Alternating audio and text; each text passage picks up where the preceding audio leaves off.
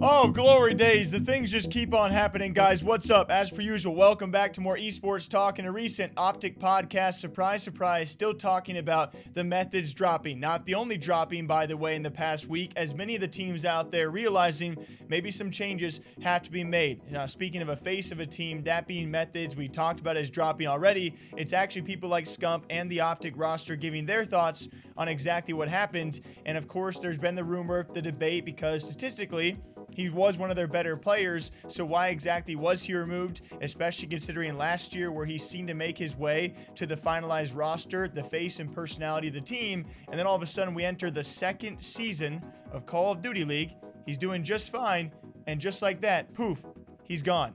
No, American English enunciates every single word. They don't. They make shit up, like bees and honey for money. People are about to be coming at you. He doesn't speak for me. It was First of all, I 6% English. May I remind all my English brethren out there, 6% from 6%. Sure. That's why. I'm clapped off me teeth. So what do you think?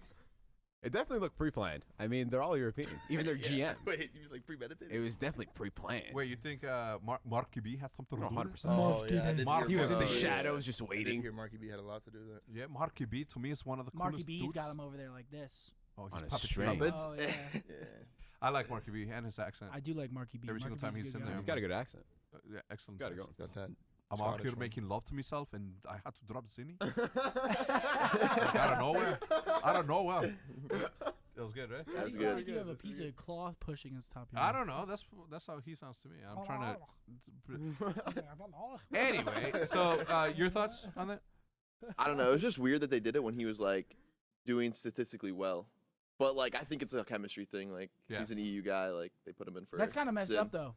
Yeah. Because like he was like the, I don't know. He's their build around player from last year, and now he's just dropped on his neck. That's so.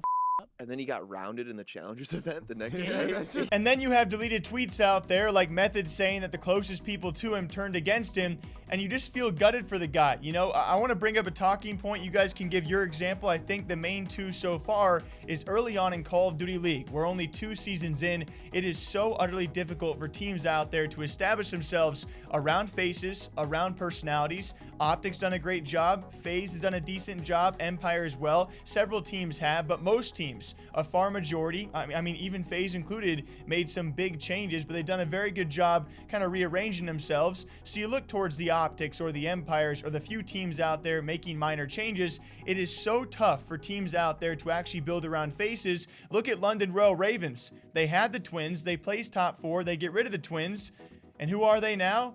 Trying to get a win. You look at a team like Toronto Ultra, you finally kind of have a roster, right? You had so many freaking players last year. You try and nail it down, and then you get rid of your biggest personality and voice and a guy who was performing just as well. It's so weird this early on in Call of Duty League. If you want to establish yourselves in the long term, who you're going to build around, and some teams are making some very interesting choices. Ones that, yeah, it's going to come with some heartbreak, including that of the Methodz dropping. We continue, though, to end yesterday. It was pretty crazy because other teams out there realizing if they want to be a top 4 team, if they want to be a top competitor out there, LA Thieves and Rokkr realizing they too have to make some changes. It is now Temp out and Venom in. A lot of people saw this coming. Kenny made comment on this a couple weeks back saying the rumors were false. It seems that ever since that couple of weeks, some big results had some big impacts. And then you got Rokkr, MajorManiak out, and Standy in. It seems that a lot of orgs, just like last year, these teams are realizing you got a lot of young talent out there you got to capitalize on, which does make sense. And then people were thinking maybe it could be Temp and Methodz to team up in Challengers, make a little run together. It seems for now that will not be true, as Temp within hours has already joined the Wester roster, which is just a freaking feeder roster now. It's crazy to see, and I love talking about this stuff, but it's also so hard to talk about because when you have 4 people on a roster, you have to choose wisely who you want to build around. It seems like a lot of teams out there are going to keep on making changes, and at what point do you lock in that roster and say, hey, you are it for the entire season no matter what happens? This organization wants you to see you as a future character. It's just crazy the turnover rate this early on in the Call of Duty League. It does make sense. I get where the teams are coming from, but it is tough to watch at times. What do you guys think? Until next time, take a sip for me, all right? Drink wa, drink ka. I'm sure I'll see you back here sometime soon.